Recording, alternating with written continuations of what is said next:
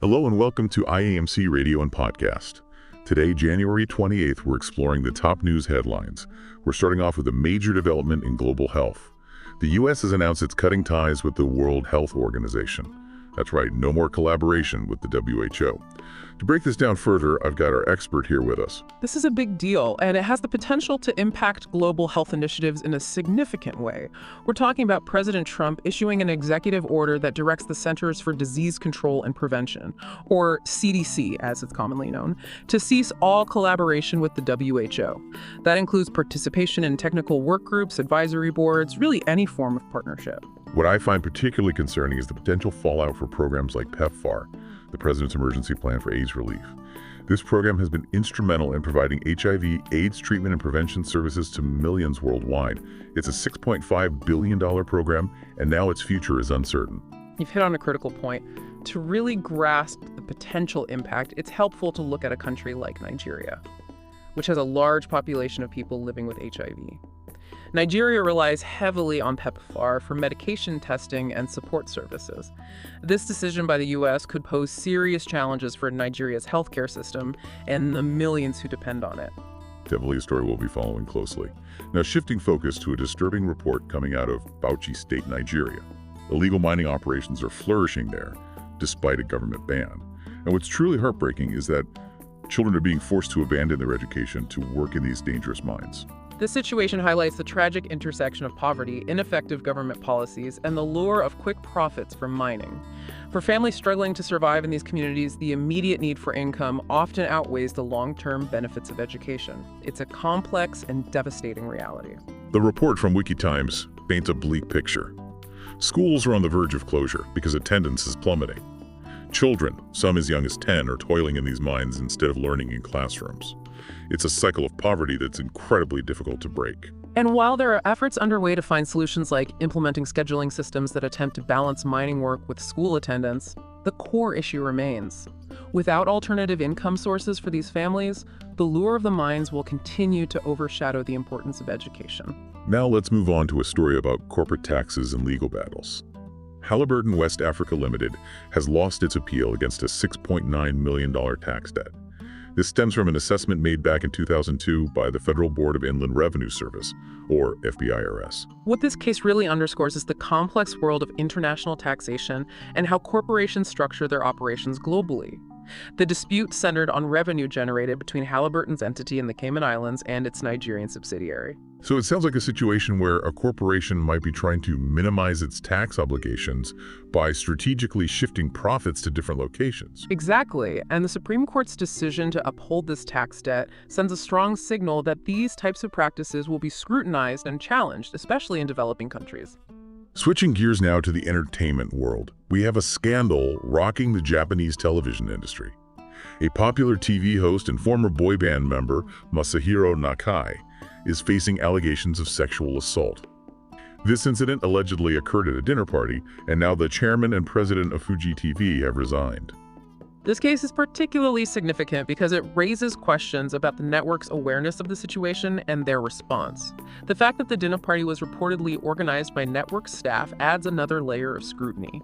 This has sparked a broader conversation about the practices within the Japanese entertainment industry, especially concerning events hosted by celebrities.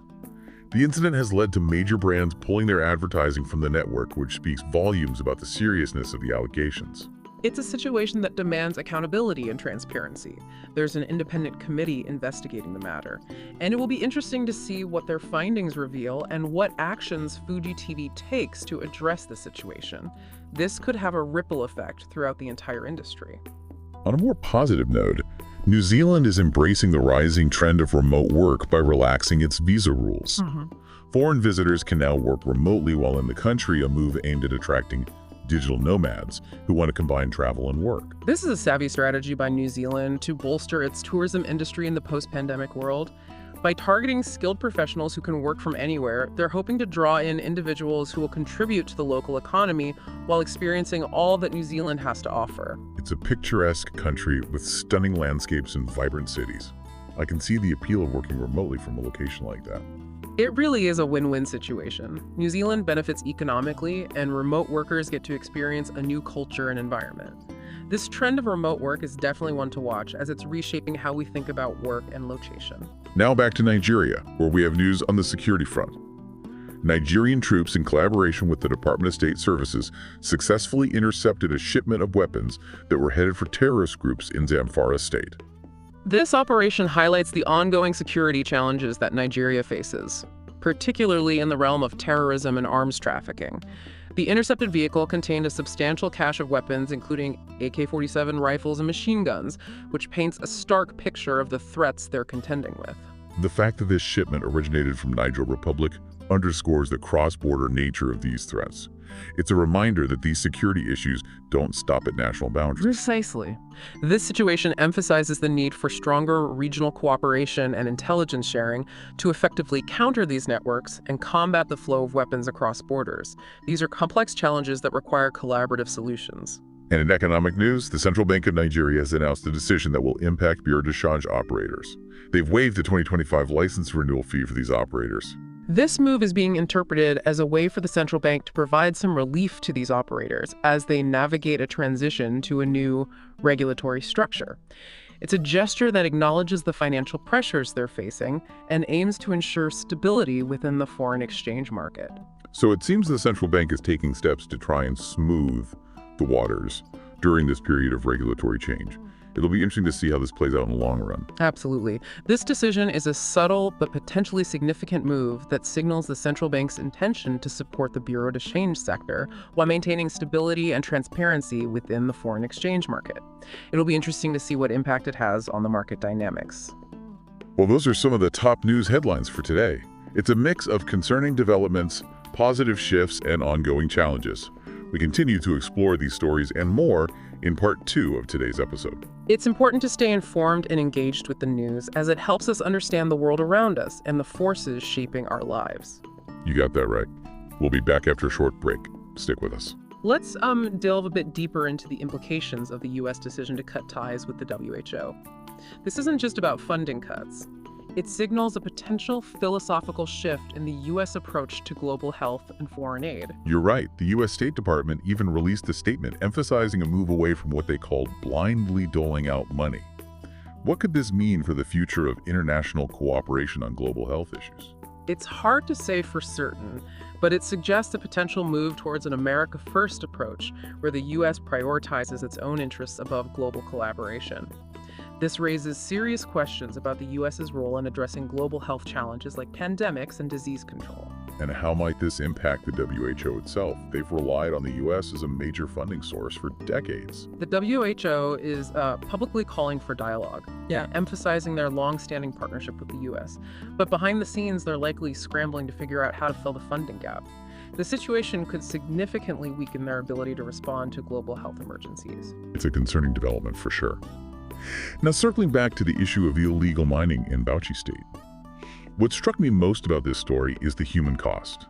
We're talking about children being robbed of their education and women forced to work in hazardous conditions just to survive. It's a stark reminder of the deep inequalities that persist in many parts of the world. And it highlights how economic hardship can push people to make desperate choices, even if it means jeopardizing their health and well-being. The report from WikiTimes mentioned attempts to create a system where children could balance mining work with school attendance. Do you think that's a realistic solution? It's a complex issue. On one hand, it's a pragmatic approach that acknowledges the economic realities these families face. They need to earn a living. But on the other hand, it risks normalizing child labor and perpetuating the cycle of poverty. The ideal solution would be to create sustainable alternative livelihoods that allow families to send their children to school without relying on mining. Absolutely. It underscores the need for long-term solutions, not just temporary fixes. Speaking of complex issues, the Halliburton tax case raises important questions about corporate accountability. How can we ensure that multinational corporations operating across borders pay their fair share? There's a growing movement towards international tax reform, with countries collaborating to close loopholes and increase transparency. But progress is slow, and it's a politically charged issue. It requires a concerted effort from governments, international organizations, and even consumers who can choose to support companies that operate ethically and pay their taxes responsibly. It's a reminder that we all have a role to play in holding corporations accountable. Now let's shift gears to something a bit more positive. New Zealand's decision to offer digital nomad visas sounds like a dream come true for remote workers. It certainly does appeal to the growing desire for flexibility and work-life balance. But it's important to consider the potential downsides of this trend. Could it lead to a brain drain from developing countries? Could it exacerbate existing inequalities? Those are valid concerns. Yeah. It's crucial to ensure that digital nomads contribute to the local economies of the countries they visit and don't just benefit from lower costs of living. You're absolutely right. Responsible and sustainable travel should be the goal where everyone involved benefits. Now, shifting back to a more serious topic, the interception of that arms shipment in Nigeria highlights the persistent threat of terrorism. And the fact that the weapons were coming from Niger Republic underscores how interconnected these security challenges are and how crucial cross-border cooperation is. It's a stark reminder that addressing terrorism requires more than just military operations. We need to tackle the root causes, such as poverty, inequality, and marginalization, which often fuel these conflicts. It's a complex issue with no easy solutions. Finally, let's touch on the Central Bank of Nigeria's decision to waive the license renewal fee for bureau de change operators. While this seemed like a positive move on the surface, could there be more to this story? You're perceptive to pick up on that. While it's being presented as a way to ease the financial burden on these operators, it could also be a strategic maneuver by the central bank to exert greater control over the foreign exchange market. I'm intrigued. How so? By waiving the fee, the central bank is essentially fostering a sense of obligation among these operators. This could make them more likely to comply with new regulations and follow the central bank's lead. So a bit of a carrot and stick approach. Precisely. It's a subtle way to incentivize cooperation while signaling that the central bank is firmly in control. It's a potentially effective strategy to manage the transition to a new regulatory structure. Now let's look at what all this might mean for the future. That U.S. withdrawal from the WHO really makes you think about the future of global health cooperation. It does. It raises some fundamental questions like what happens when a major player like the U.S. steps back from its global commitments? Right. And can we effectively tackle global health challenges without strong and unified international cooperation? These are questions we'll be grappling with for years to come. And what about the people who rely on programs like PEPFAR for life-saving HIV/AIDS treatment? What happens to them when funding becomes uncertain? Well, it's a harsh reality that political decisions in one part of the world can have devastating consequences in another. This situation emphasizes the urgent need for a more equitable and just global health system, one that isn't so reliant on the actions of any single nation. Yeah. Turning back to the Halliburton tax case, it may be a small victory, but it shows that corporations can be held accountable, even those operating across international borders. Yeah, this case sends a clear message that multinational companies aren't above the law. And it highlights the importance of robust legal frameworks and enforcement mechanisms to prevent tax avoidance and ensure a level playing field for businesses no matter where they operate. Absolutely. Now that New Zealand digital nomad visa really sparked my imagination, I can picture myself working remotely from a cozy cafe with a view of the mountains. It's a tempting vision, isn't it? But it's important to remember that the digital nomad lifestyle isn't accessible to everyone. It often requires a certain level of privilege, specific skills and resources that many people simply don't have. That's a good point. It's crucial to ensure that this trend doesn't worsen existing inequalities or lead to a brain drain from developing countries that can ill afford to lose skilled professionals. Right. We need to find ways to make remote work opportunities more inclusive and accessible to a wider range of people. And we need to make sure that the benefits of this trend are shared more equitably. For sure. Thinking about the arms shipment intercepted in Nigeria, it underscores the constant need for vigilance in the face of terrorism. It shows us that these threats are real, persistent, and continuously evolving. We need strong security measures, robust intelligence sharing, and effective regional cooperation to disrupt these networks and prevent these weapons from reaching their intended targets. Absolutely. Yeah. But it also reminds us that there's no simple solution to terrorism. It demands a long-term, multifaceted approach that addresses the root causes like poverty, inequality, and marginalization. Yeah, we can't simply rely on military solutions. We need to invest in development, education, and conflict resolution to create a world where people aren't driven to extremism. A very good point. Finally, that central bank decision on bureau de change operators in Nigeria is a fascinating example of how economic policy can be used to shape behavior. It demonstrates how governments can use a combination of incentives and regulations to nudge businesses in a desired direction. And it highlights the balancing act involved in supporting businesses while ensuring stability within a complex financial system. What seems like every headline we've explored today has opened up a whole new set of questions and challenges. That's the power of staying informed. It's not just about passively absorbing information, it's about actively engaging with it, questioning assumptions, and considering different perspectives. And it's about using that knowledge to make informed decisions and contribute to a better world, both locally and globally. Exactly. Well, thank you for joining me today, and thank you for listening to today's top news headlines on IAMC Radio and Podcast.